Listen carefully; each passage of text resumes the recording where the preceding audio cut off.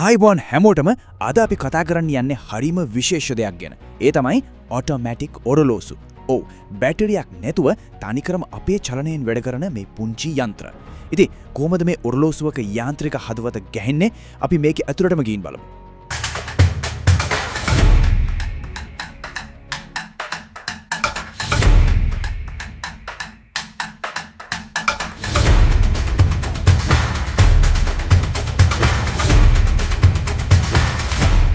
හරි.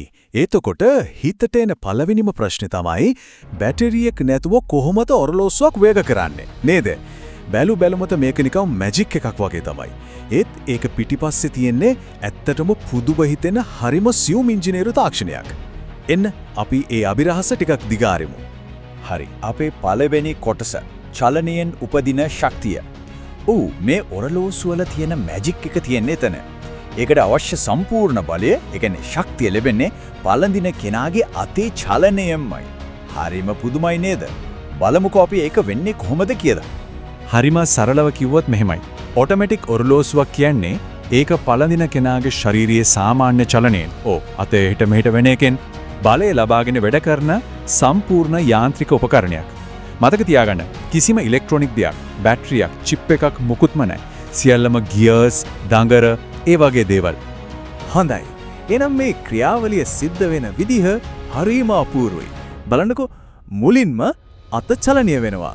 අපි සාමාන්‍යයෙන් වැඩ කරනකොට, ඇවිදිනකොට වෙන චලනය. එතකොට ඔරලෝසුව ඇතුලේ තියෙනවා රෝටර් කියලා බාගෙට රවුමක් වගේ ලෝහ කෑල්ලක්.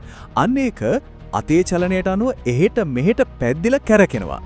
ඊළඟට ඒ කැරකවීමෙන් මේන් ස්ප්‍රින්ග් එක, ඒ කියන්නේ ප්‍රධාන දඟරය ටික ටික තද වෙනවා.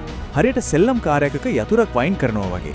අන්තිමට අන්නේ තද වෙච්ච දඟරේ ගබඩා වෙන ශක්තිය තමයි හිමීට නිදහස් වෙලා ඔරලෝසුවේ කටු ටික කරකවන්නේ. දෙවැනි කොටස ක්වාට්ස් එදිරිව ඔටෝමැටික්. හරි.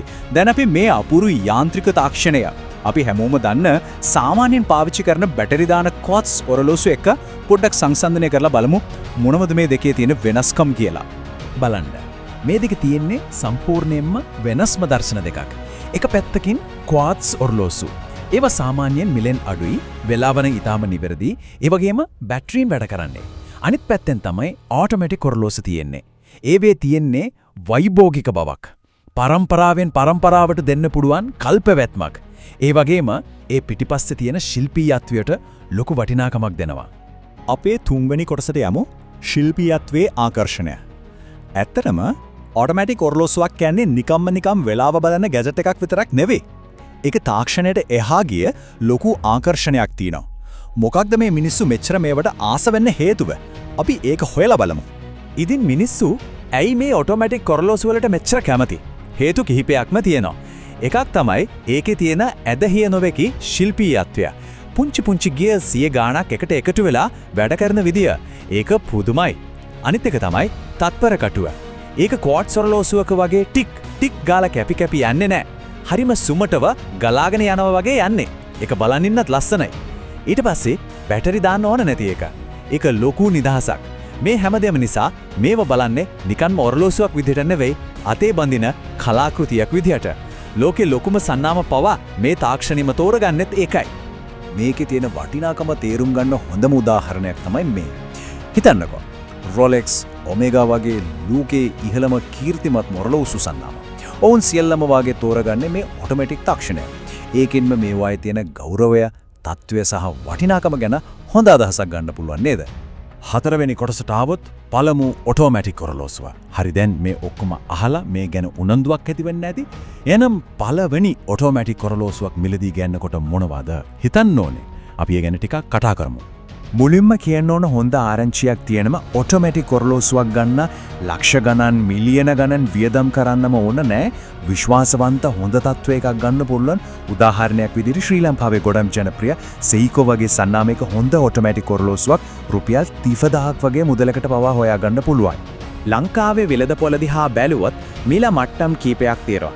බලන්න, ආරම්භක මට්ටම, ඒ කියන්නේ පළවෙනි ඔරලෝසුව විදියට ගන්න හොඳ ඒවා. සෙයිකෝ, කැසියෝ වගේ සන්නාම රුපියල් 30000 ඉඳන් ලක්ෂයක් විතර වෙනකන් යනවා. ඊළඟට මධ්‍යම මට්ටමේ ඔරලෝසු තියෙනවා. ඒවා රුපියල් ලක්ෂය ඉඳන් ලක්ෂ 5ක් වගේ වෙනකන් වෙන්න පුළුවන්. ඉතින් ඊට පස්සේ තමයි Rolex, Omega වගේ වෛභෝගික සන්නාම එන්නේ.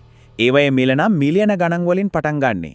හැබැයි ඉතින් ඔටෝමැටික් ඔරලෝසුවක් ගන්න කලින් දැනගෙන ඉන්න ඕන කරුණු ටිකකුත් තියෙනවා. මේවා නිකන් අරන් ලාච්චුවේ දාලා තියන්න බෑ. ඒකේ බලය රැඳිලා තියෙන්න නම් නිතරම අතේ පළඳින්න ඕනේ. එහෙම නැත්නම් ඒක නැවතිලා ආය වෙලාව හදන්න වෙනවා. ඒ වගේම තමයි අවුරුදු 2කට 3කට සමහර විට 5කට සැරයක්වත් සර්විස් එකක් කරන්න ඕනේ. හරියට වාහනයක් සර්විස් කරනවා වගේ. අන්තිම දේ තමයි ක්වාඩ්ස් ඔරලෝසුවක් තරම්ම 100%ක් නිවැරදි නෑ. දවසකට තප්පර කීපයක එහා මෙහා වීමක් වෙන්න පුළුවන්. ඒක මේ තාක්ෂණයේ ස්වභාවය. අවසාන වශයෙන් කියන්න තියෙන්නේ ඔටෝමැටික් ඔරලෝසුවක් කියන්නේ නිකම්ම වෙලාව බලන දෙයක් නෙමෙයි. ඒක ඊට වඩා ගොඩක් එහා ගිය දෙයක්. ඒක කලාවට, සියුම් ඉංජිනේරු ශිල්පයට සහ පරම්පරා ගණනක් පවතින වටිනාකමකට දක්වන ගෞරවයක්. ඇත්තටම ඒක ආශාවක්. මේ යාන්ත්‍රික හදවතක් තියෙන පුංචි කාලයන්ත්‍ර ගැන මේ විග්‍රහය ඇහුවට පස්සේ මොකද හිතෙන්නේ?